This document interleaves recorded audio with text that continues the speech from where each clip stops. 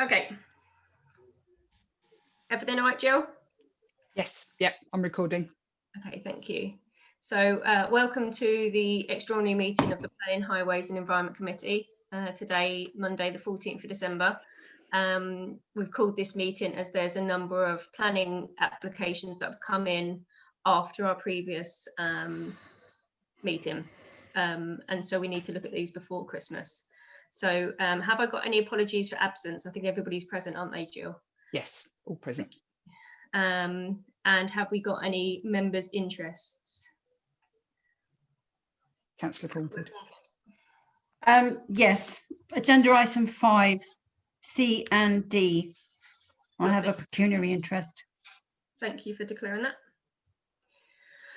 Would you mind if I left the meeting after C? I mean after B? That's fine by me. No. That's absolutely fine. Yeah. Thank you. So we haven't got any public participation sessions, have we? No, none. Have you got any chairperson's announcements? Oh, thank you for that. No, I haven't actually got any announcements this evening. Thank you. So if we move on to the planning applications for consultation, the first one is 6 Harold Avenue. It's proposed tree works to a cypress and an elder, both to be felled. And I think Councillor Wallin is leading on this. Yes, indeed, Councillor Scott.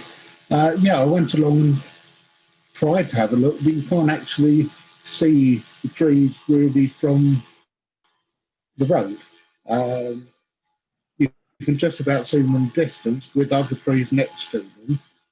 And looking at the application and the pictures and things and looking at what you can see, in all honesty, I don't think it makes a vast amount of difference either way. So I would say no comment. Okay, thank you, Councillor Wallin. We have there's a bit of feedback there. We have had a report by the tree warden.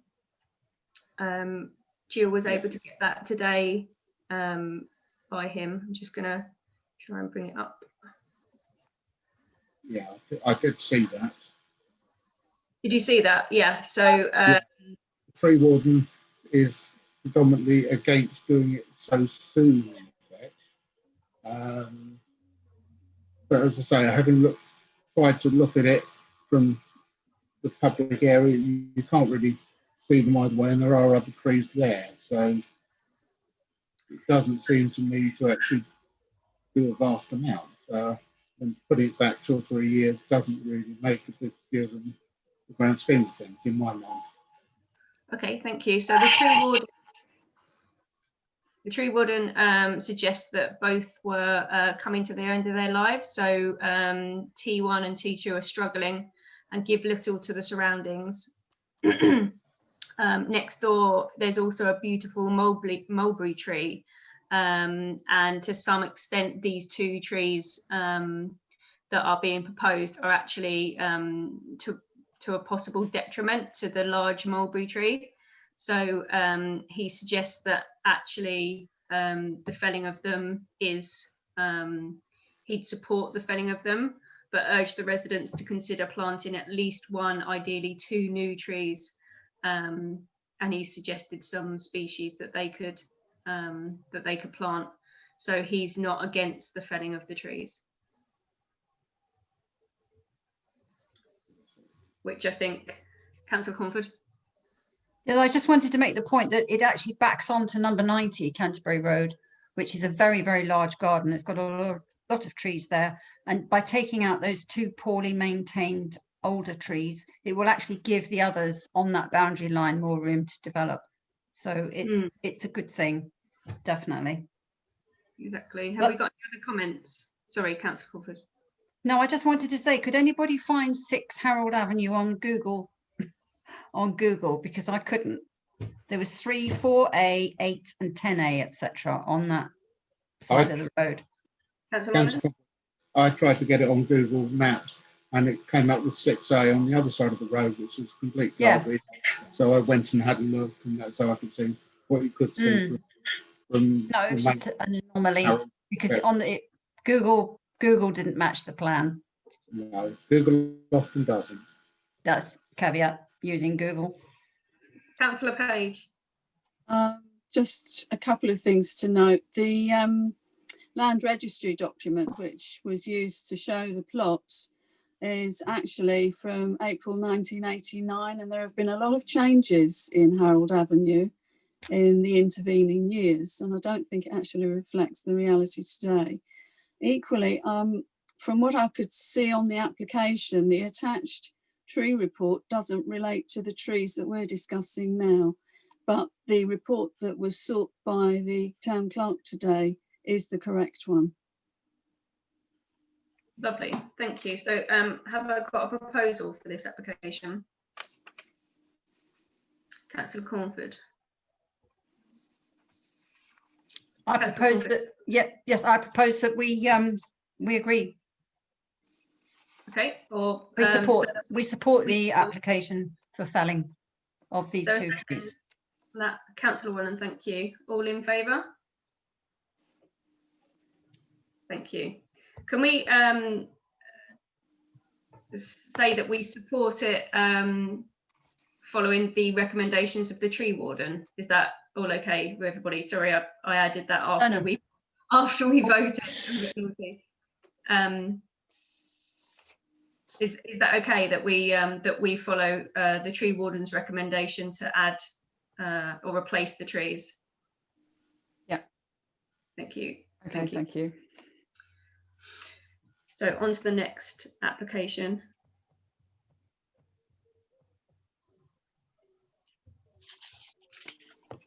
So this is Springfield Nursing Home, Hengist Road, change of use and conversion of part of existing nursing home to two-bed flats and erection of a two 3-bedroom house with associated parking.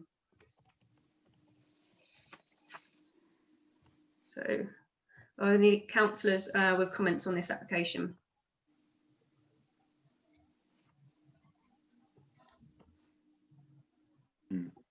Councillor Donaldson?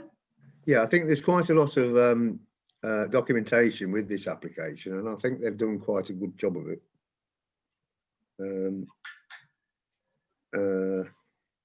It's interesting to note that the actual applicant is All Access Limited, which is a scaffolder.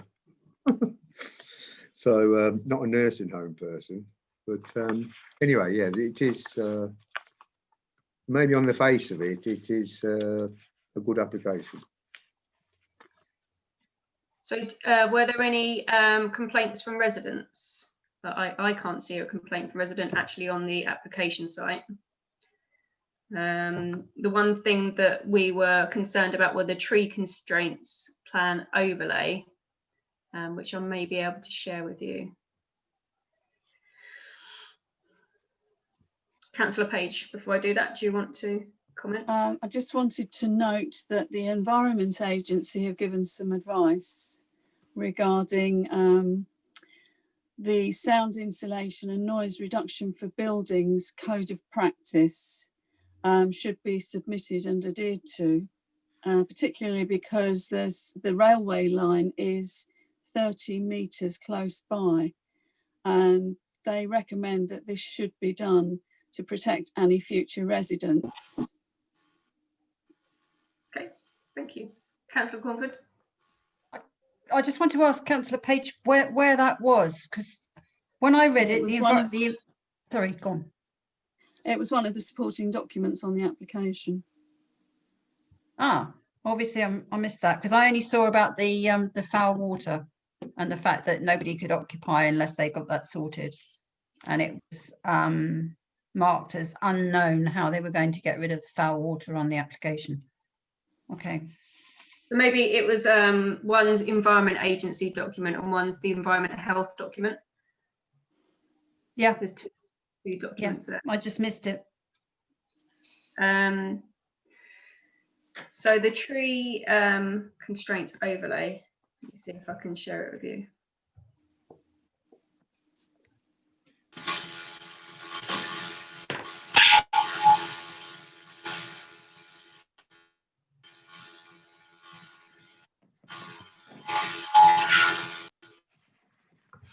No, I can't share it. I can't share the screen, Jill.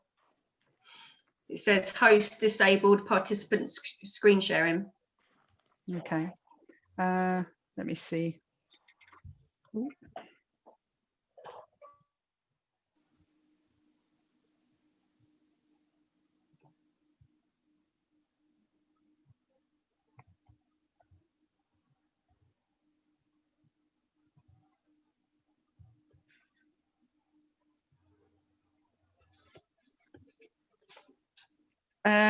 I don't have the document open. That's the problem. I've got to find it first. So what it is it exactly that you're looking for? Oh, sorry. Can you not enable me to share screen, or is that? No. I can just describe what's in front of me. So basically, we've got a map where there's the design, and then there's the trees, and it states there's a conflict with tree 1, proposed new driveway, boundary wall and bin store solutions, careful installation of access and bin store installation to be engineered with porous surface retaining existing ground levels, installed by hand. So that sounds you know, well done. Conflict with T2, proposed new driveway solutions, and that was the same kind of thing. Careful installation of access driveway to be engineered with porous surface retaining existing ground levels, installed by hand. And then another conflict, and then the resolution was careful installation of garage foundations to be installed using a pad pile and beam type foundation to bridge over existing ground level. So I can't see anywhere where they want to take anything out, apart from there's conflict with G1, 2, 3 and T6, proposed structures, landscaping within. Oh, okay, so these are removal of trees, T6, and G1, G2 and G3. I think the G's are hedges. Let me see. So I think, you know, until the tree officer has a look at this, because it must be in the tree conservation area, then I wouldn't be proposing that it's accepted until he's had a look at it. Are there any other comments on the actual application in general, Councillor Cornford? Yes, just about the parking, because they say they've got 6 parking spaces and for vehicles and 14 parking bays for cycles, but with the construction of 2 2-bedroom flats, that's obviously at least 4 vehicles, and 2 3-bedroom houses, that's 6 vehicles, that's needing 10 at least parking spaces. And then I think you mentioned the KCC directive of 1.2 parking spaces. So if there's 2, so there's 4 units altogether going up? 6 units, yeah. No, sorry. Yes, 4 units. I beg your pardon. Yes, 4. You're right. Not me. Yeah, 4 units, but it's 6 and 4, as in people. Yeah, so in the KCC ruling and in standard ruling, you have 1.2 parking spaces per house or per unit. So under material considerations, we can't sort of go against 6 parking spaces. Okay. No, I'm not suggesting going. No, it's just, is it adequate? But if it is, then it is. In their standards, it is. Okay. All right. No, that's good. That's good.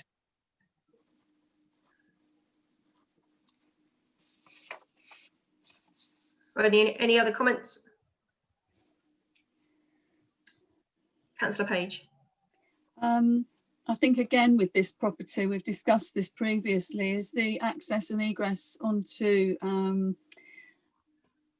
road, Hengist Road, because it's quite near a bend. That would be a consideration for me as to the safety coming in and out of the property. Should we see? Okay, so I tried to look, I've just clicked on the document that said highways and it's coming up with Southern Water. So maybe if I click on something, so it will come up with highways. Let's see. No, that's Southern Water as well. So I'm on the planning site and it has a document called highways, but when you click on it, it's actually Southern Water. So we can't actually see what highways are saying, unfortunately. Okay. So if we perhaps then make a suggestion that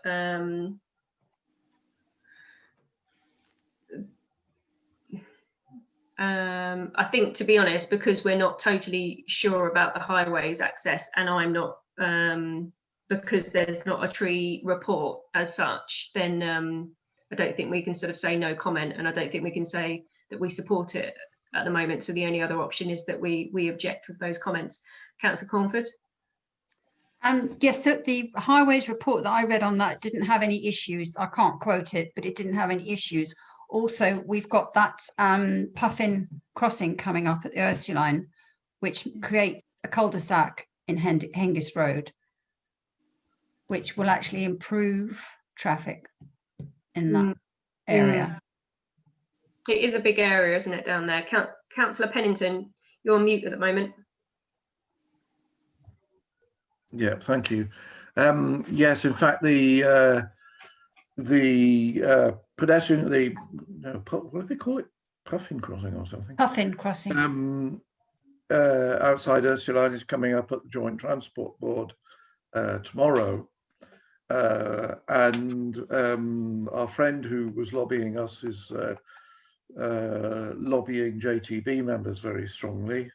I must say that I think the proposal will go through as it stands. That's what I've heard. But I just thought I would inform you that he's pushing the case for not closing Hengist. I made my views known some time ago, as I think actually it's a better idea to close it off. He claims that the exit from Hengist Road westbound is the only one for about 2 kilometres, which I find a bit surprising. I can't believe it's that far between that and the main crossroads between the Canterbury Road and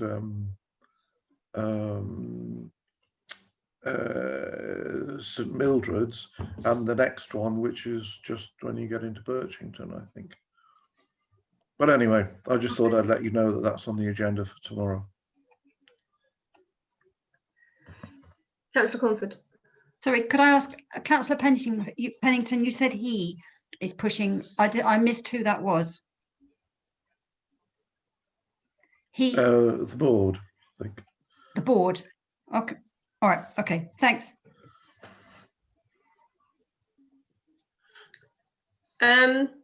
So what if I got a proposal for this one? I mean, I think it's kind of lack of information really from our point of view, that we're not sort of clear on the tree that's going to be felled and the quality of the tree. So until we have the tree officer's report, then it would be hard to judge this. And then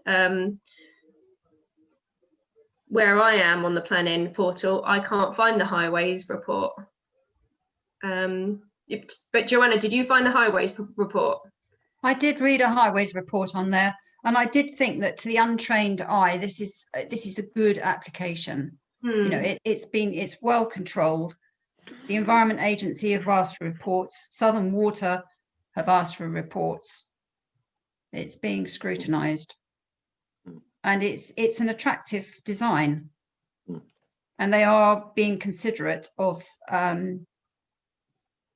the environment there, the trees, which have been sorely neglected. I mean, so many of them were choked up with ivy. And trees in a cultivated environment really do need maintenance, and they haven't had it. I mean, I Okay. would support it with ensuring that the predominantly green landscape is maintained. Because of there's the pollution from the road and the railway line. So it can only enhance inhabitants' lives, quality of air. Mind you, it's right with the sea as well.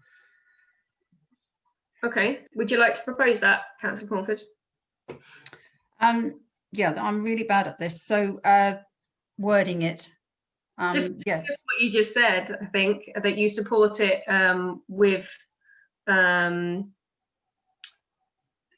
as long as green infrastructure is maintained. I'd like to add an amendment to that the tree officers report is adhered to. So I'd second it with that amendment, if you're happy with that, Councillor Cornford. Yes, I mean that's good. Jill, did you get all that? Because it was a bit rambling. I didn't actually formulate. Okay, so from what I've got here, supported as long as the green infrastructure remains intact and the tree officer's report is obtained, because I think that's what you're saying, isn't it, that you haven't actually got it made available,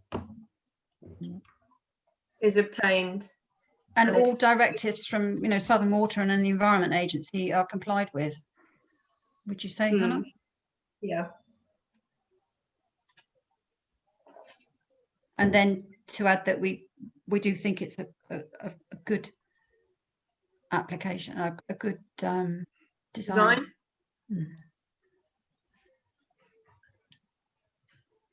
So are all councillors in favour of that? Good. Yep. Lovely. Thank you very much. Thank you. So Councillor Cornford, we're now on to C. So Okay, I'm off. all Good right. night, everybody. Take care. Bye. Good night, Bye. Joanna. So C, St Mildred's Bay, St Mildred's Garden, change of use from cafe to a mixed bar and cafe, together with alterations to the height of roof, fenestration of store and existing cafe, alterations to boundary treatment and installation of air conditioning unit. So this is quite a complex application. Councillor Page, would you like to start on this? Yes, thank you. The first point I'd like to highlight is in the detailed title of this application. The change of use to a mixed bar and cafe, use class EB and sui generis. Sui generis I take note of because the phrase actually means unique, that there's nothing else like it. This I would like to take exception to, because this is not a unique business. It's not a one-off.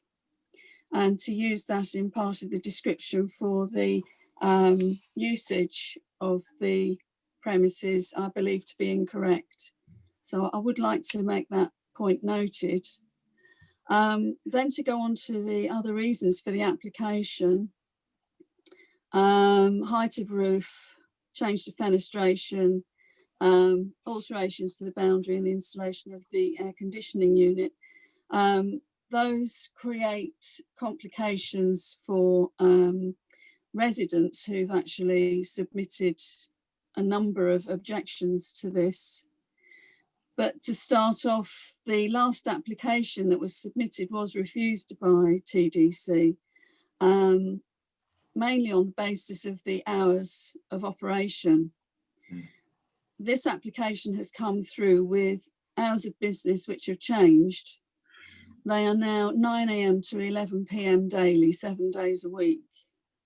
So I think the application has been put in to rectify the reason for the refusal last time. However, a lot of the objections still remain the same, particularly for the residents.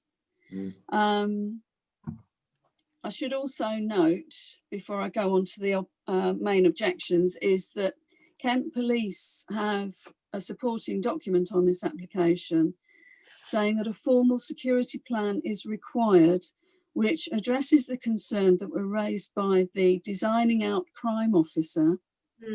Responses to their communications on the 3rd of July this year and the 6th of October this year still need to be addressed to minimise the opportunity for crime, fear of crime, antisocial behaviour, nuisance and conflict.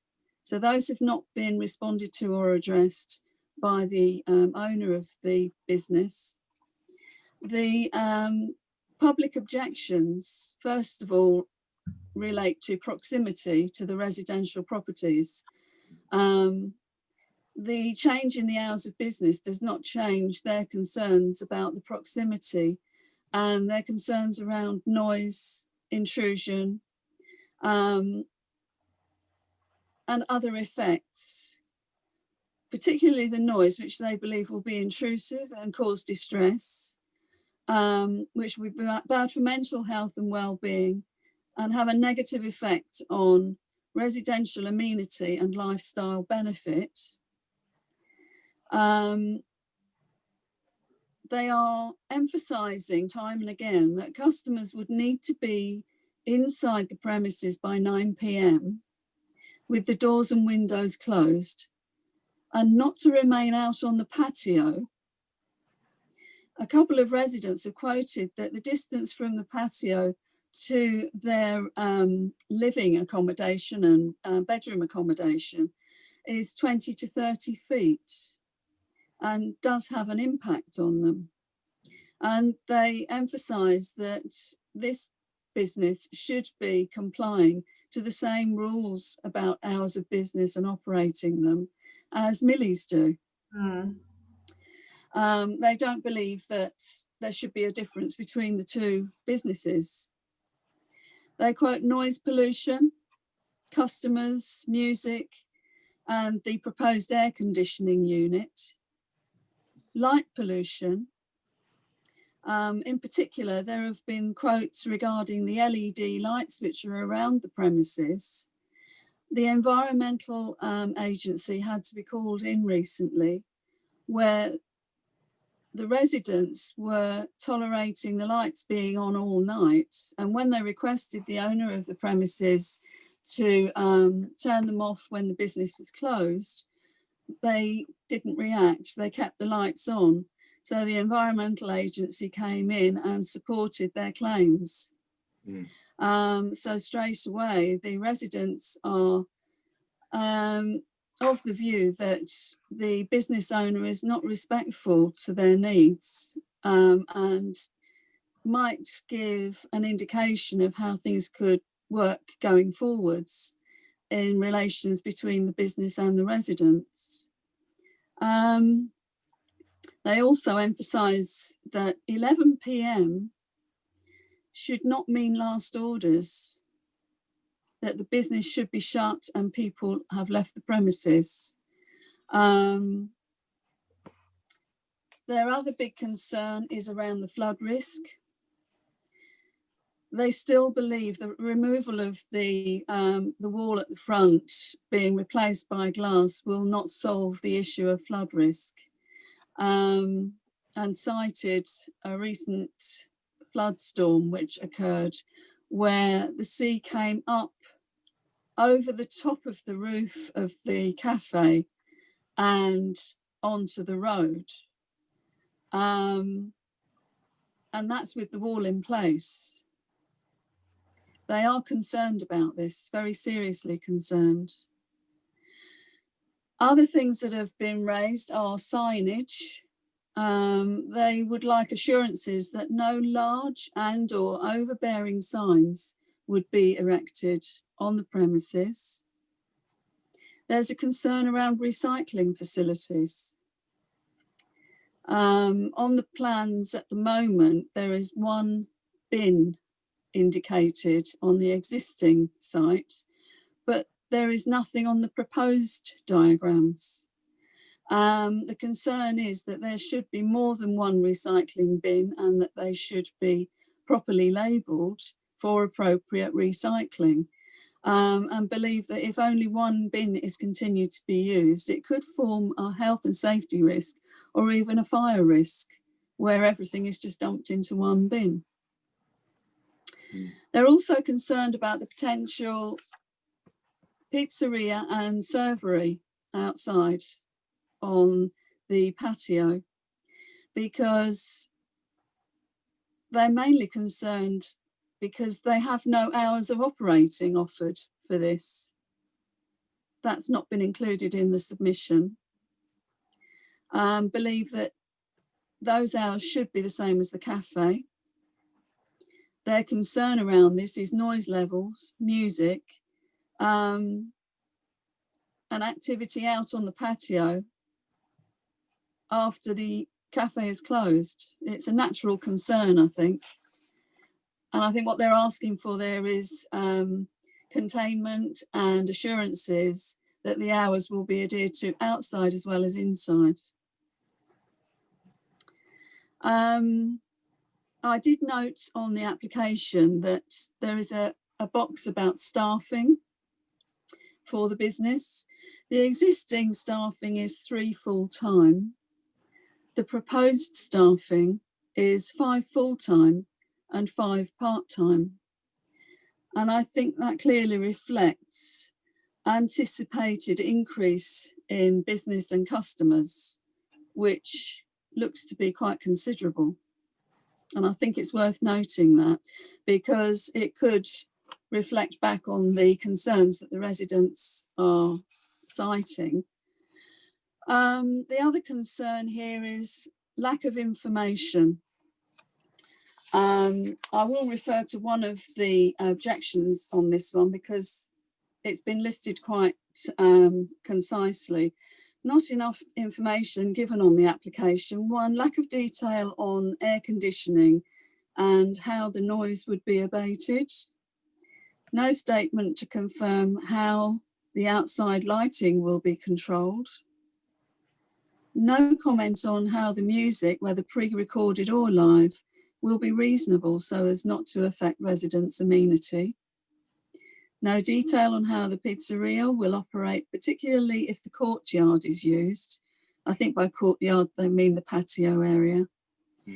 There are no details regarding how the odour from the pizzeria will be contained and will not permeate the close residential properties. There is no confirmation that the doors and windows will be closed at 2100 so as to retain noise within the building. The applicant has not confirmed that servicing of the building and deliveries will only take place after 8 AM and before 6 PM, 1800. Altogether, there is a general lack of detail which suggests that the business will be operated in an insensitive, inconsiderate and non-professional manner. As a local businessman who professes to be community-minded and concerned about the welfare of local people, the superficial detail in this application does not fill me with a great deal of confidence and that the business will not be run in a sympathetic way. So I think I'll leave it there. If anybody's got any questions or comments, please go ahead. Councillor Donaldson. Yeah, I think the other objection, when this came up before, the other objection was to raise the height of the roof so there'll be a second story. And the residents that are only 20 or 30 feet away, you know, it would obstruct their view, obstruct their view of the sea. I think that was the main difficulty with this application, to raising the height of the roof. Unfortunately, a right to review is not a material consideration, but it is, it would be more overlooking. So if they raise the roof, then people there will be able to overlook into their windows. Right. So that would be the main concern there. Was there any comment about that raising of the roof, Councillor Page, on the application? The main comment was that there was no indication as to what the height would be. And looking at the diagrams, there are no measurements or dimensions provided at all. Okay, I think next was Councillor Pennington and then Councillor Wallen. Yes, thank you. I mean, I start from the feeling that the site does need development, and you know that investment would be a good thing.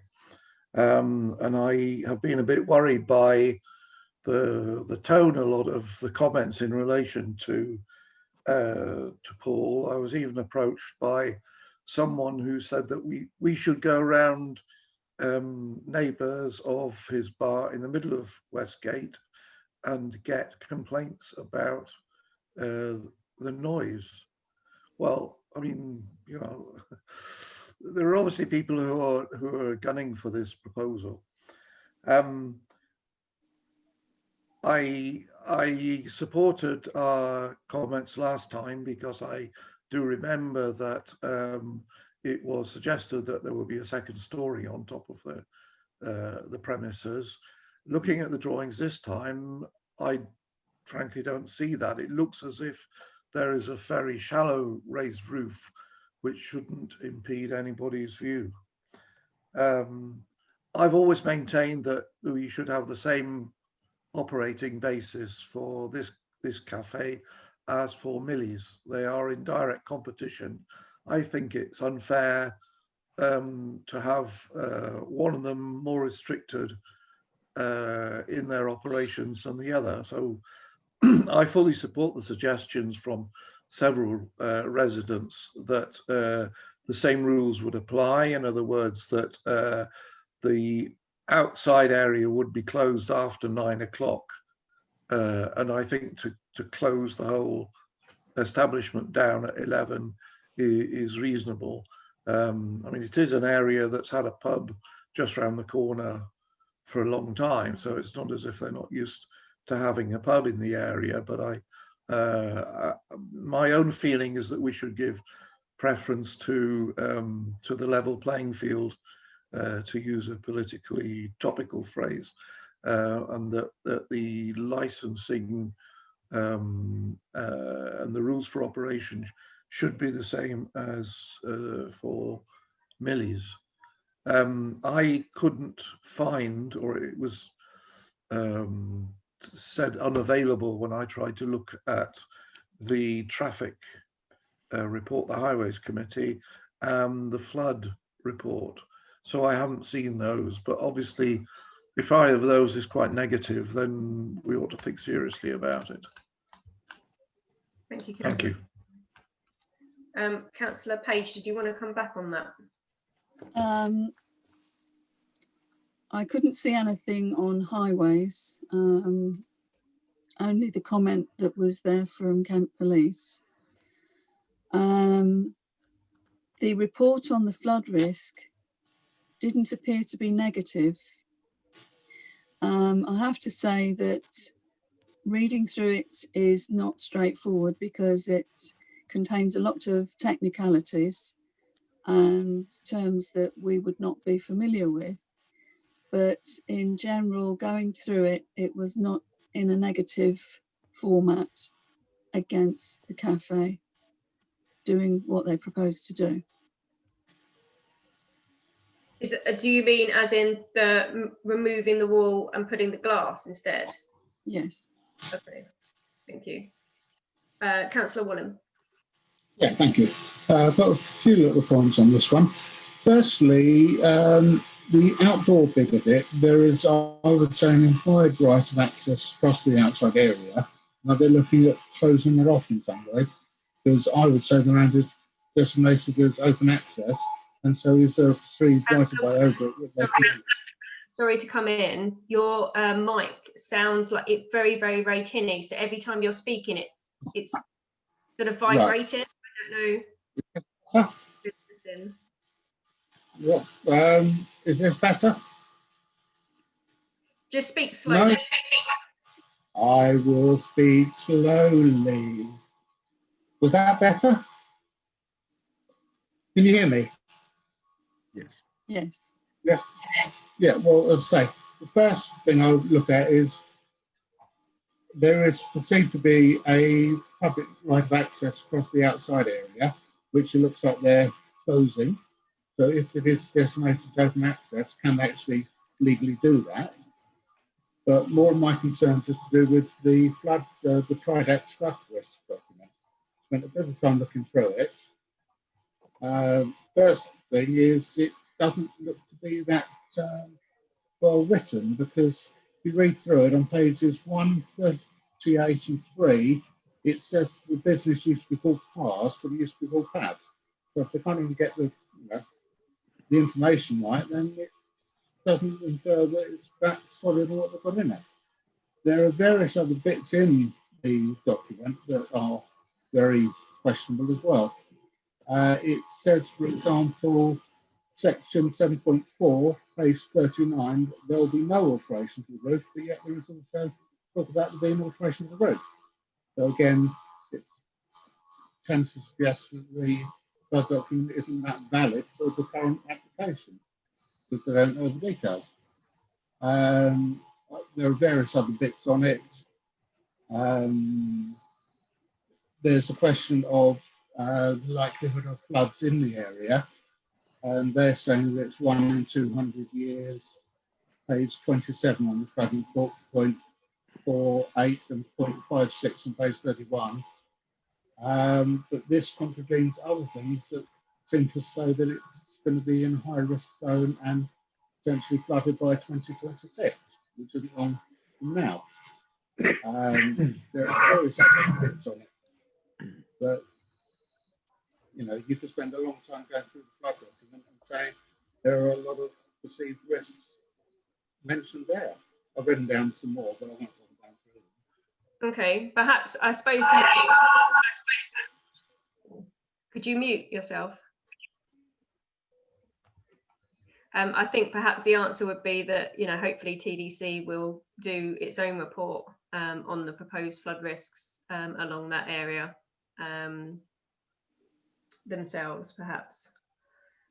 So I think we've got a number of valid points here by the residents and by councillors. The fact that actually the time of opening it has been improved. However, it's not marrying up with Millie's Bar, because it's not stating that people must be inside by 9 o'clock. So I think that's sort of the first and foremost comment that needs to be made. And I think the trick here is the fact that it's such close proximity to residents. The pub that used to be around the corner, wasn't pretty much, just right next to somebody's window. And I think this is the issue, is that it's for a select group of residents. This is very, very close to them. So any kind of noise or impact or smells will impact them greatly. So I think it's those particular residents really that we're concerned about. Sorry, Councillor Banbridge, did you have a comment? Yeah, I just wanted to say, like I was saying to you, that I'd spoken to Duncan previously, and he told me that he was aligning the hours with Millie's, but that doesn't seem to be the case here, does it? It does. I mean, like I was told Millie's closes at 10 completely, whereas this is saying like 11 o'clock. Also, I'm a little bit concerned about this idea of actually rallying up people and bringing them inside by 9 o'clock, because I think they probably encounter some difficulty with that. It all depends on what the premise of this is. Is it a bar or is it a restaurant? I mean, they tend to attract totally different audiences. So I mean, so if he's looking at having a bar in the evening, people drinking, and then they're drinking outside, and then it's like, oh, 9 o'clock, you've all got to come inside. I just think that they're going to have some more difficulty in policing that. I don't know how Millie's operates. I mean, I don't know if Millie's operates as a restaurant in the evenings, or whether it's I think it's a bit of both, actually. When I've gone down there, then you can have a drink without having a meal, and they make sure that everybody's inside by 9 o'clock, and they close those big glass doors. And I think everybody just, respects that and is inside by 9. But as you said, if it depends on the reputation it gets, I think, this bar. And I think that's the concern for residents, is what kind of reputation is this place going to have? Whereas Millers has got a good reputation. I was going to say also, you're going to get the accumulative effect though, when you have like more than one bar together in close proximity, you'll have more people coming. So your market might shift slightly, and you know, these are these concerns as well. So as I say, this whole 9 o'clock inside, I'm concerned about that. I mean, if it was a 9 o'clock for 10 o'clock finish, or the way that Millers do that, I mean, I'd need to clarify, because that's what my understanding was, that, you know, Millers, everybody was out and gone by 10 o'clock. So that's a completely different type of culture to a bar, isn't it? Yeah, it is. So I think it's a reasonable objection around the, you know, the proximity to residents with regards to noise, and, you know, the detrimental impact to their health and well-being. And then I think the other impact as well, which hasn't been mentioned, is the impact on the special protection area. So it's right by, it's next to the coastline, and the impact on the protected species of birds. And I haven't seen, even though it's included as an impact on biodiversity in the initial application, I haven't actually seen an impact report with regards to that. So that's missing in the documentation, unless I'm wrong. Councillor Page, did you see any? No, I didn't. No. So would somebody like to suggest a response to this application? I know we've got quite a lot of points down already. Councillor Page, would you like to sort of lead the way with the, and I think, like, if you can summarise sort of the objection in a few points, or the main points? Okay, I think the objection needs to relate to the hours of business and the proximity to the immediate residents. Concerns around noise pollution, light pollution, and possible fumes. We should also mention, I think, the Kent Police requirement for to address the responses needed for the designing out crime department at Kent Police. Those are still outstanding. We should request the impact report regarding the coastline and biodiversity, and to look at the regarding the hours of business at Millers and how that coincides with the hours of business here at the St Mildred's Bay, and to see where those could be coordinated. Lovely. Do I have a seconder for that? Councillor Wallen. Oh, no, sorry.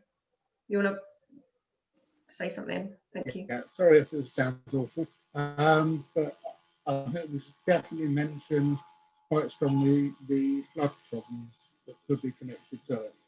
And also something we didn't discuss before, if alterations are made to it that makes it more likely to flood, then it ceases to be a flood prevention wall for the roads around it.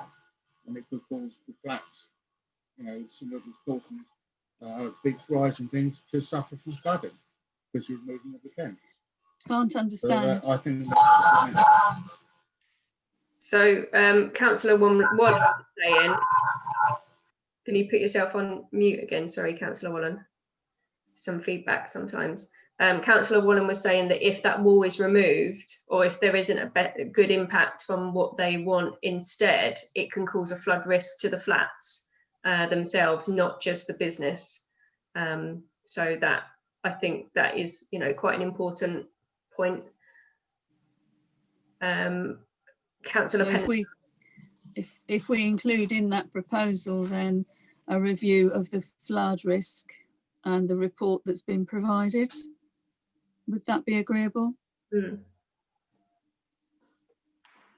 I think perhaps a caveat perhaps for Councillor Pennington would be that we're not, you know, anti-business, because I think that's what you're concerned about, isn't it?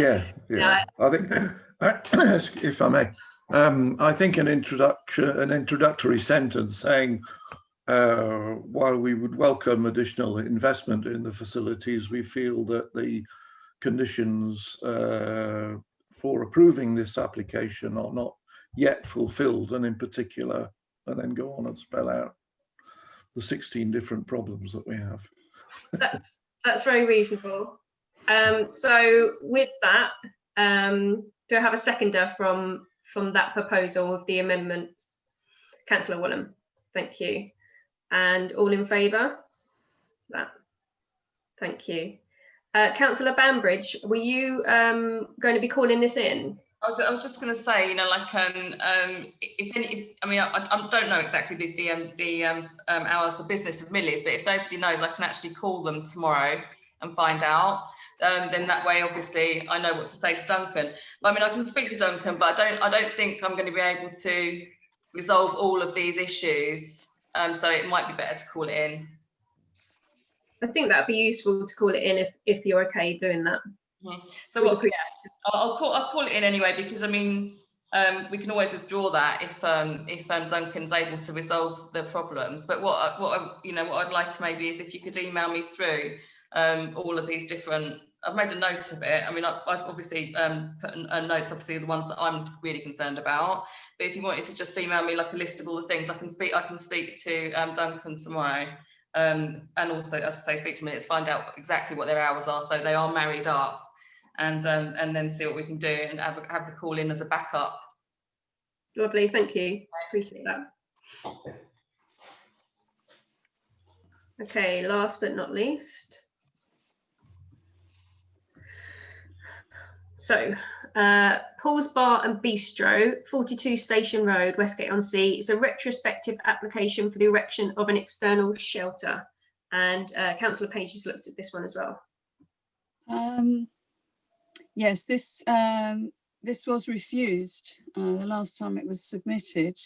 The shelter was actually erected in November 2019, so it is already done. The application is a resubmittal of the same application as previously. There's nothing there changed. The main reason for its refusal was that it was not in line with the requirements of the conservation area and how it appears in Station Road. It's regarded as being too large for the space that it's in, and potentially a fire risk as a smoking area because of its construction. But I can't see anything different in the new application. So I find this one a little difficult to respond to, other than to say that the requirements of the conservation area still apply. And the only other comment I would make is that the application doesn't indicate what the use of this shelter is actually meant to be for. Whether it is just a smoking shelter or whether it's likely to be used for outside music events in the summer, possibly both. But it's not very clear what its use actually is. So those are my only comments. Thank you. I haven't actually seen it being used for any outdoor music events. The amount of hay on top of it, actually, the point that you make about the fire risk is a good one, actually. Yeah, there's a lot of straw sort of all on the top, and it kind of hangs down, so that is a consideration. I'm not totally sure about what the design is that the conservation area, it doesn't fit the conservation area. I wasn't too sure about that. Has anybody else got any comments with regards to this? Councillor Banbridge. I did speak to Paul about this a while back, and he was told that he had to set it back about a foot from Station Road.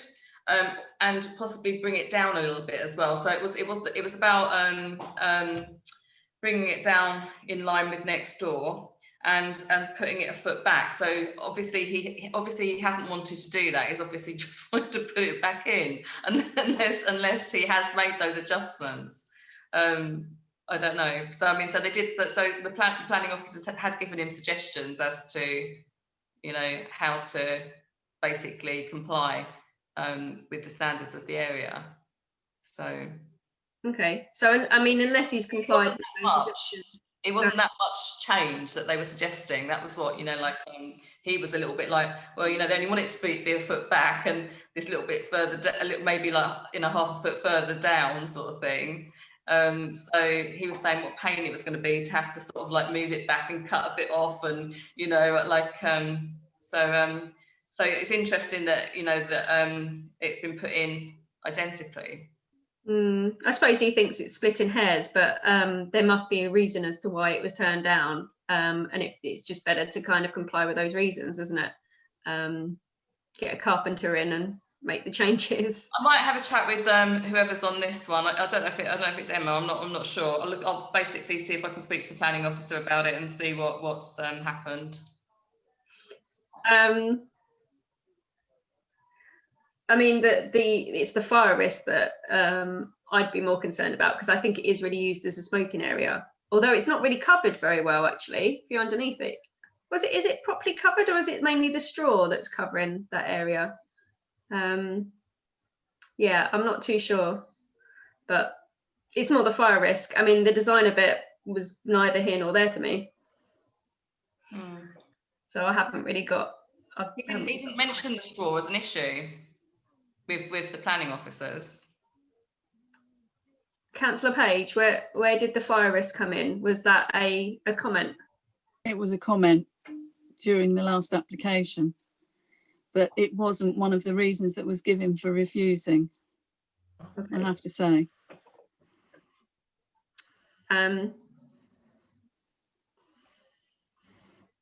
Councillor Pennington.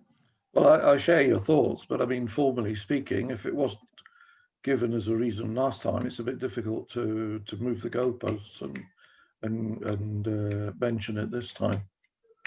Yeah, my own view is it doesn't really suit the surroundings, but I think it's simply intended purpose is to give a bit of room outside, which is sheltered from the British weather. I mean, I've seen people wanting to use it either when it's very sunny or when there's a risk of rain. But no, there could have been a design which is much more harmonious with its surroundings. This is not the Wild West, it's Westgate.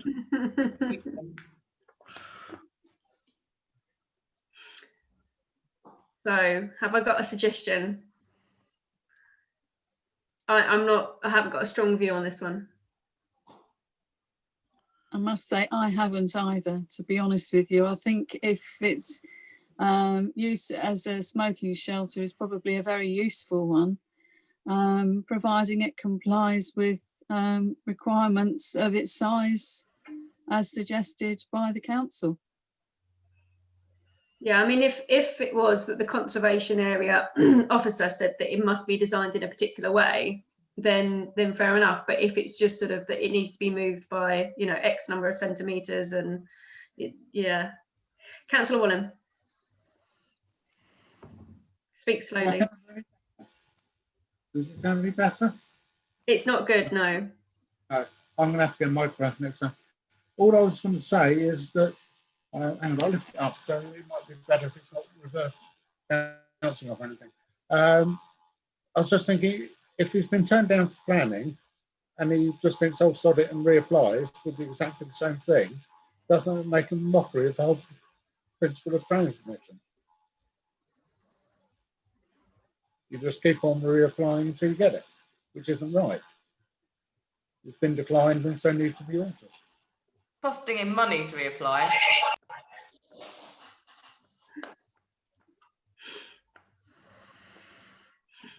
Yeah, I think you're right, Councillor Wallen. If, you know, if it was turned down and there were some recommendations of how to apply again and he hasn't made them, then it does make a mockery of the planning system. So I would repeat what I just said. I can see no harm in having the shelter there as long as it complies with the stipulations that have been made by the planning department. Okay, so we're going to, so we don't think it has, it's not, yeah, we don't think it's compliant, do we? He hasn't made any changes. So No, he hasn't. okay, because the application doesn't comply with what's been recommended, therefore, you know, in planning law, it needs to be rejected. Is that simple? Councillor Woolen, is that what you're suggesting? Yeah. Okay, would you like to propose that, Councillor Woolen? Yes, but can you hear me well enough for me to say something? I would basically just reiterate what you're saying, that as no change has been made, it needs to follow through with the original decision of being rejected. Lovely, thank you. And have I got a second for that? Councillor Page. And is everyone in favour of that? No. So 4 in favour. Councillor Pennington, are you abstaining? I want to abstain, yes. Okay. Well, we come to the end of our wonderfully exciting meeting. It's getting to the end of the year, getting tired. So yeah, so thank you everyone for turning up, and thank you Councillor Bambridge for coming along and calling that application in.